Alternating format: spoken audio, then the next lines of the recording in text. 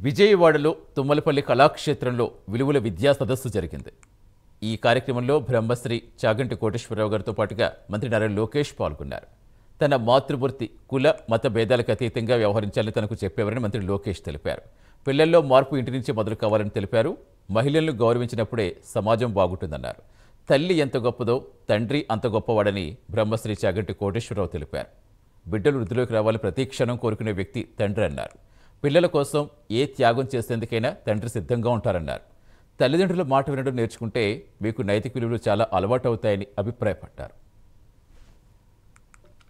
మతం ప్రాంతం అన్న పదం మా ఇంట్లో రాకుండా చేశారు నా తల్లి భువనేశ్వరమ్మ.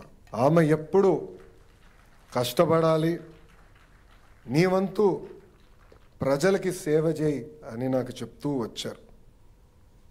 ఈ కార్యక్రమానికి వచ్చే ముందల నేను కూడా మా మిత్రులతో ప్రజాప్రతినిధులతో మాట్లాడుతూ వచ్చాం. ప్రభుత్వం చేయాల్సింది మేము చేస్తాం, పుస్తకాలు రూపొందిస్తాం, చాగంటి గారు లాంటి గొప్ప వ్యక్తులతో ప్రవచనాలు వచ్చే విధంగా చేస్తాం. కానీ అది సరిపోదు. మార్పు అనేది మన ఇంట్లో మొదలవ్వాలి. తల్లిగా తండ్రిగా మన పైన ఉన్న అతి పెద్ద బాధ్యత, తెలుగు భాషలో కొన్ని వాడక పదాలు ఉంటాయి. గాజులు తొడుకున్నావా, చీర కట్టుకున్నావా, అమ్మాయిలాగా ఏడవద్దు, ఇది ఎప్పుడు వాడినా నాకు చాలా బాధ కలుగుతుంది.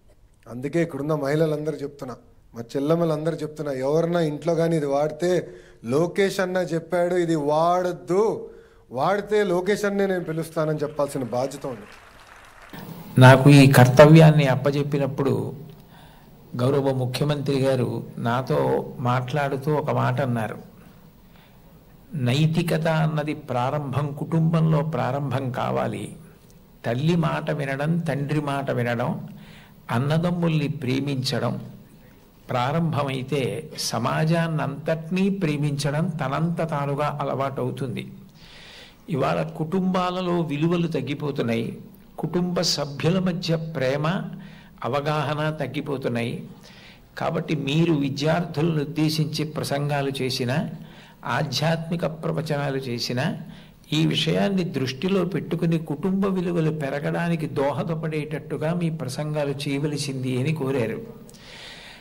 ఇది మొట్టమొదటిసారి ప్రభుత్వ పక్షాన జరుగుతున్నటువంటి విద్యార్థుల సమ్మేళనం కాబట్టి నాకు ఎవరు ఈ కర్తవ్యాన్ని అప్పచెప్పారో వారు నాకు చేసిన సూచనని నేను ఔదల దాల్చవలసి ఉంటుంది. కాబట్టి వారు చేసిన సూచనతోటే నా ప్రసంగాన్ని ప్రారంభం చెయ్యాలి అని నేను అనుకున్నాను. కుటుంబం అనేది భగవంతుడు మనకిచ్చిన గొప్ప వరం. తల్లి కడుపున పుడతాం. నిజానికి ఈ తల్లి కడుపున పుట్టాలి అని ఎవరు నిర్ణయించుకోరు. అమ్మ కడుపులో కటిక చీకట్లో తల కిందకి కాళ్ళు పైకి పెట్టి 9 నెలలు పెరిగిన తరువాత తాను విసర్జించిన మలమూత్రములలోంచి పుట్టినటువంటి క్రిమికీటకములే కోమలమైన తన శరీరాన్ని కొరుకుతుంటే బాధపడలేక చిట్ట చివరికి ప్రసవమై తల్లి కడుపులోంచి బయటికి వచ్చినటువంటి శిశువు ఒక్కసారి 6 అడుగుల ఎత్తు ఉన్నటువంటి పెద్ద పెద్ద ఆకారాలు, దీపాలు, కాంతి, దానికి తోడు మాటలు ఇవన్నీ వినపడి శరీరావయవములు పనిచేయడం ఆగిపోయి మూత్రపిండాలు, గుండె మొదలైనటువంటివి కూడా ఆగిపోయే పరిస్థితి ఏర్పడితే అప్పుడు అమ్మ తొలి దైవమై ఆమె యొక్క స్థలము నుండి కోలోస్ట్రం అనబడేటటువంటి పసుపు పచ్చటి ఎరుపు రంగులో ఉన్న ముద్ద, ఒక ద్రవం విడుదలవుతుంది.